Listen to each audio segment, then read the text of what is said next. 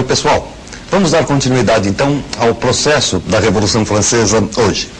Nós temos visto nas aulas anteriores com vocês aqueles que são os fatores gerais da Revolução e os fatores específicos, ou seja, aqueles que vão marcar, então, o processo revolucionário como sendo tipicamente francês, isolando, portanto, daquele quadro mais amplo da chamada Revolução Atlântica ou Ocidental. Vamos dar uma olhadinha, mais uma vez, para ver quais são esses fatores, então, que promovem a Revolução na França. Nós temos a crise do antigo regime, ou seja, crise do absolutismo, do mercantilismo, da sociedade estamental e do colonialismo. O iluminismo, que é a crítica burguesa propondo a monarquia parlamentar, constitucional ou despotismo esclarecido, a democracia, no caso do Rousseau, a fisiocracia e o liberalismo econômico, no caso do mercantilismo.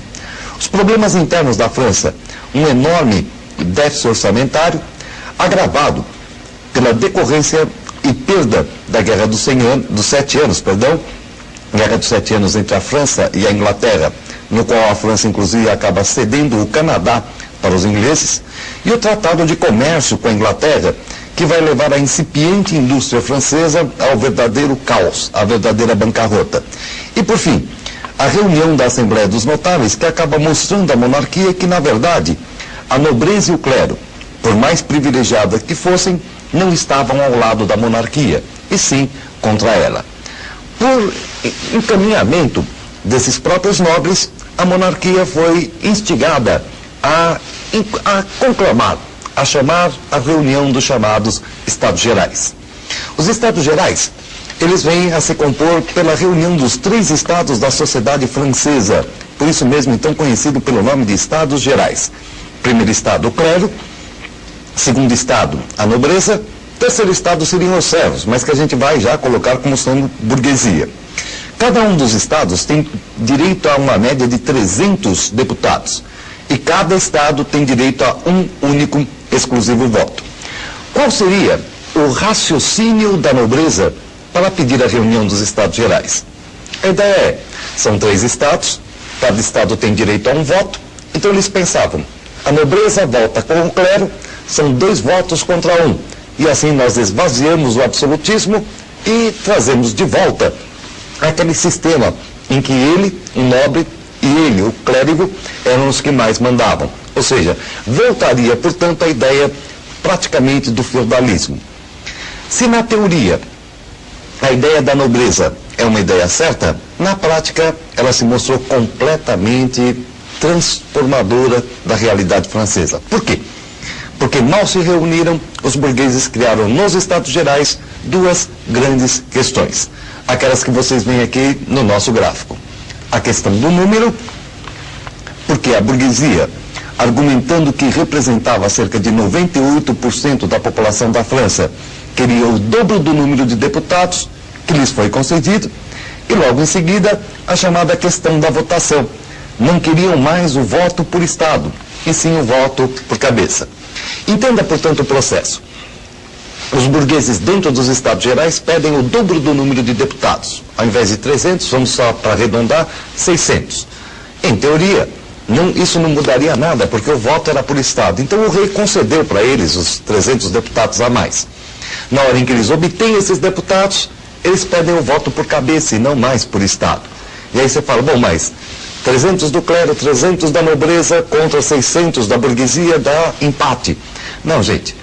Nós havíamos dito para vocês que a sociedade estamental, ou seja, clero, nobreza e servos, ou burguesia, assim por diante, não correspondia mais a uma realidade jurídica, senão jurídica. Na prática, ela realmente já não existia. Por isso, o baixo clero, por exemplo, votaria com a burguesia. Existiam nobres que eram liberais. Exemplo, Montesquieu, o célebre Montesquieu iluminista, é um nobre liberal que votaria também com a burguesia. Aí é que a nobreza se deu conta do grande furo que tinha dado. Correu para o lado do rei e disse que fechava o tempo em qualquer questão a partir de agora com Luís XVI. Portanto, Luís XVI resolveu tomar uma medida e fechar os Estados Gerais. Na hora em que a burguesia volta para a reunião e encontra o palácio fechado, ela não se dá conta.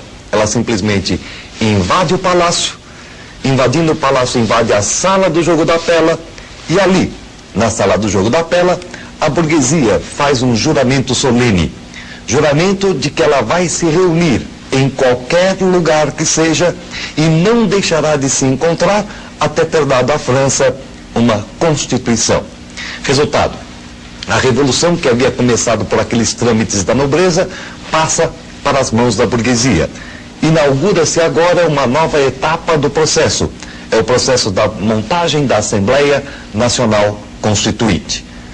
Diante desses acontecimentos, o Luís XVI pediu para que o clero e a nobreza se reunissem ao terceiro estado, enquanto ele providenciava tropas para acabar com aquela reunião. Não confiando mais no exército francês, Luís XVI tentava contratar tropas no exterior. Só que isso acabou vazando. E a população francesa, portanto, dentro de uma convulsão daquilo que nós podemos chamar de primeira grande jornada popular, vai dar início a um movimento um tanto quanto que mais radical.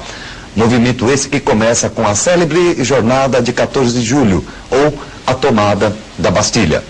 Queda da Bastilha, que mais do que simplesmente a queda de uma prisãozinha, a queda de um prédio, veio a simbolizar a queda do absolutismo monárquico.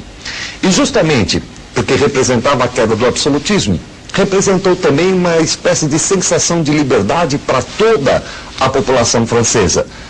Sensação de liberdade essa que deixou que todos começassem a fazer aquilo que lhes dava na telha.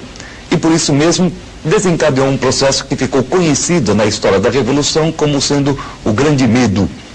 Todos os grandes populares fazendo as coisas que lhe vinham às telhas, resolvendo fazer isso, até de repente, para tentar conter este movimento acéfalo numa sessão histórica. A sessão da noite de 4 de agosto de 1789, o clero e a nobreza, os dois grandes privilegiados, pedem para a Assembleia Nacional Constituinte a abolição dos privilégios feudais. Para não ficar atrás, logo em seguida também você vai ter a redação por parte da burguesia da famosa Declaração dos Direitos do Homem e do Cidadão. O documento de grande inspiração aí liberal, iluminista, que vai trazer a famosa tríade da liberdade, igualdade, fraternidade. E tentando conter aí o déficit orçamentário, ocorre a separação entre a Igreja e o Estado através da montagem da Constituição Civil do Clero, pelo qual as riquezas e bens da igreja, as terras, aliás, e os grandes bens da igreja, as grandes riquezas da igreja, passariam para as mãos do Estado. E o Estado passaria a pagar salários para os padres. Em função disso, você já imagina qual seja a reação da Santa Sé. Primeira atitude do Papa foi excomungar a Revolução. E logo em seguida, então, neste primeiro grande movimento, você tem a montagem da monarquia nacional.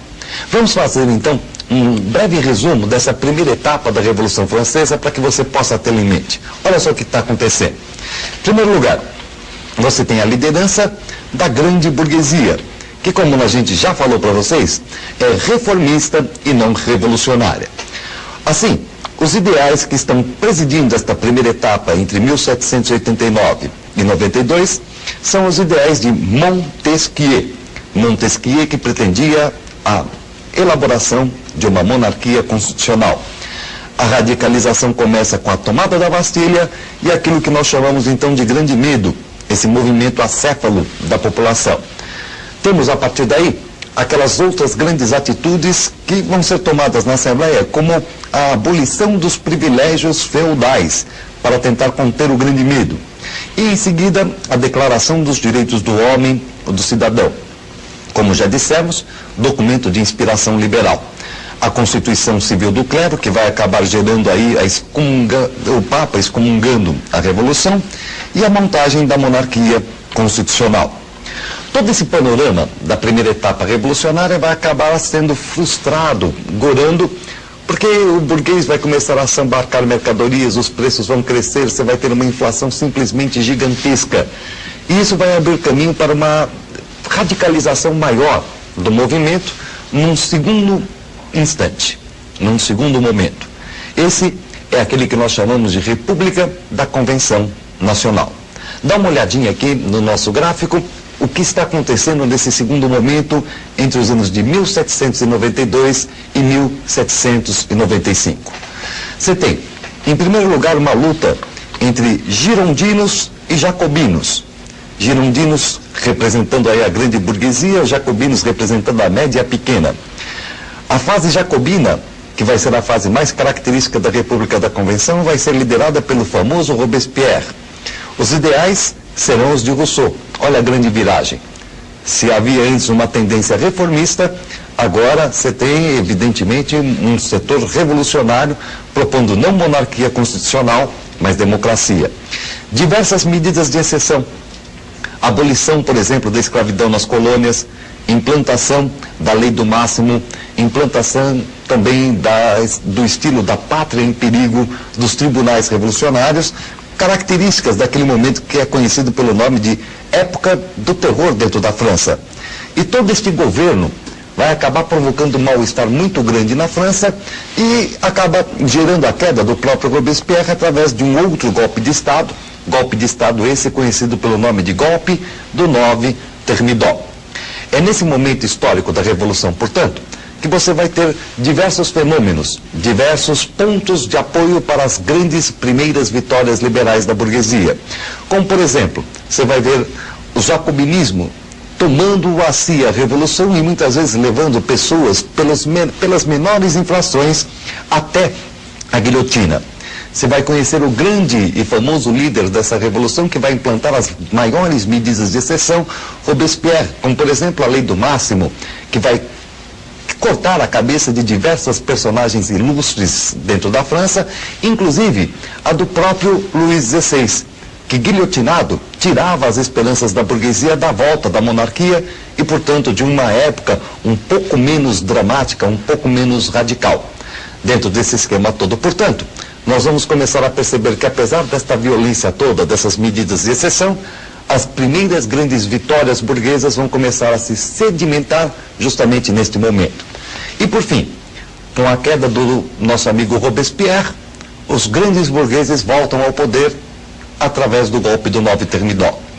A última grande etapa do movimento revolucionário é a chamada República do Diretório, entre os anos de 1795 e 1799. Veja, você tem aqui a retomada do poder pela grande burguesia e a volta da instabilidade que havia caracterizado a época da Assembleia Nacional e da monarquia constitucional. Já a gatos escaldados, os burgueses agora preveem a sua própria queda e, para que eles não sejam derrubados por um outro segmento social, eles mesmos se derrubam. É o brilhante golpe do 18 Brumário. Golpe esse no qual a burguesia sai do poder para continuar no poder. Como assim? Eles deixam o poder e colocam no poder alguém que vai representá-los. E esse alguém é ninguém mais e ninguém menos do que o célebre Napoleão Bonaparte.